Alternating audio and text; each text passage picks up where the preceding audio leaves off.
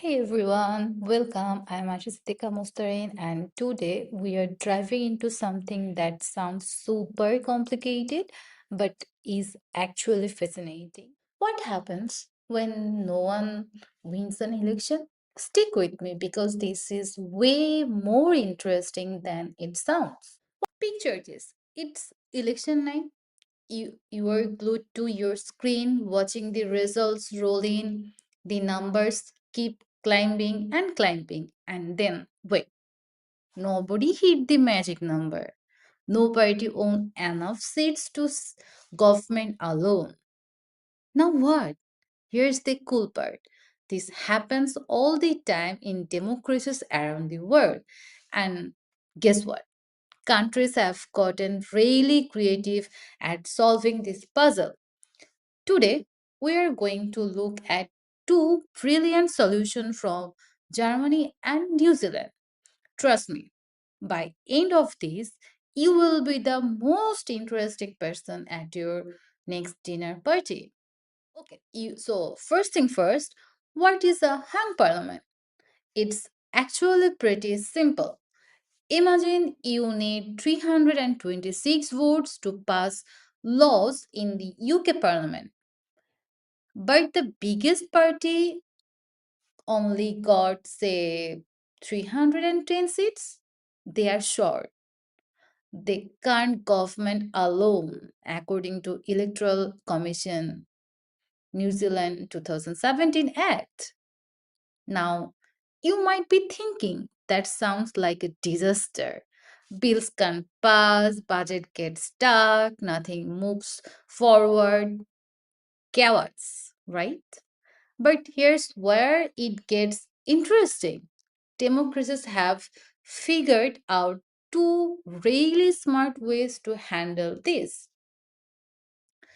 Option one, coalition governments. Think of it like a political marriage.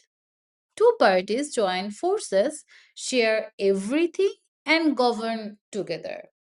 And the second option, confidence and supply agreement.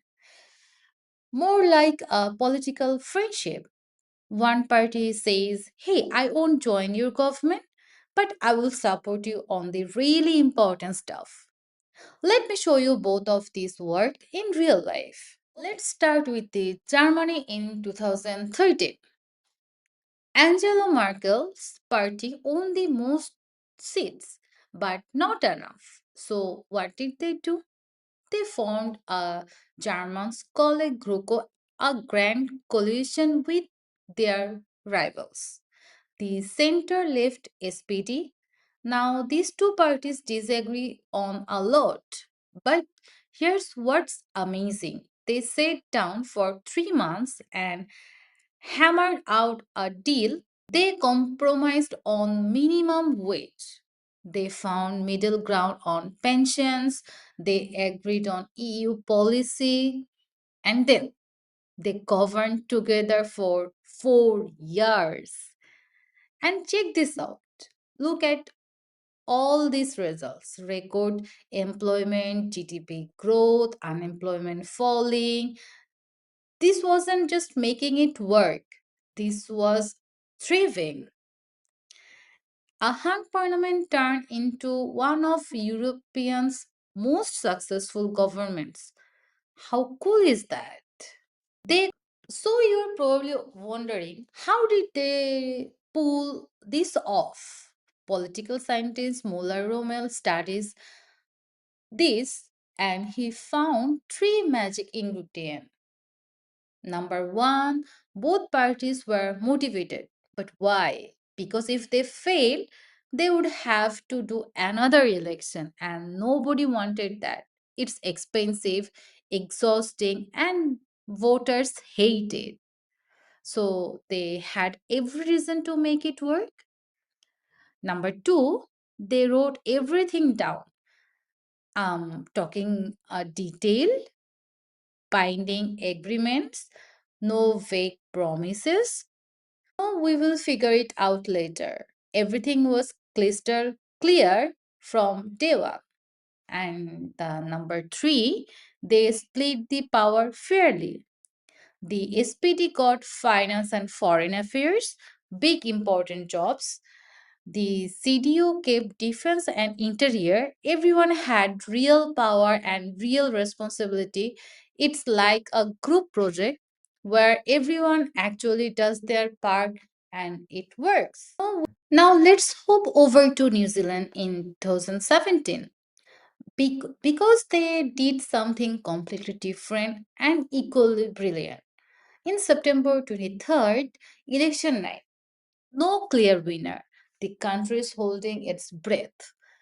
And in 19th October, Jacinda Ardern's Labour Party formed government, but here's the twist.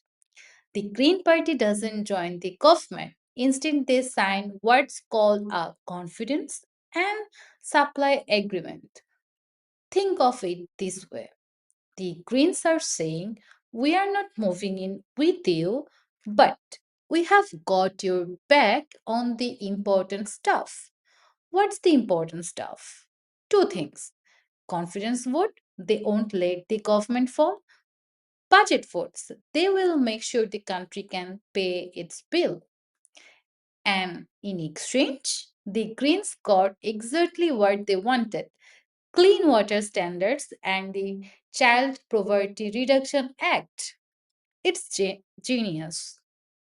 Labour gets to govern, the Greens get their key policies passed, and the Greens can still criticize Labour publicly when they disagree. Everyone wins. So, what made New Zealand's approach work so well? Researcher Boston and Bullock identified three key factors. First one, the Greens knew exactly what they wanted. No fake wishes, specific, measurable policy wins. That clarity made everything easier. And second one, trust. Jacinda Ardern and Green leader James Shaw genuinely respected each other. That personal relationship mattered. And the third one, both parties were committed to stable government and it worked. From 2017 to 2020, New Zealand's government was rated highly stable and effective, and a hung parliament that delivered progressive results and kept the country running smoothly. That's pretty impressive. Okay, so here's the $1 million question. Which approach is better? Well, it depends. Let me break it down for you. Cabinet seats. In cabinet seats, coalition shared them. CSS? No. You stay outside. Policy influences? Coalition give you a seat at every table. CSS? You get your specific wins. But you are not involved in everything.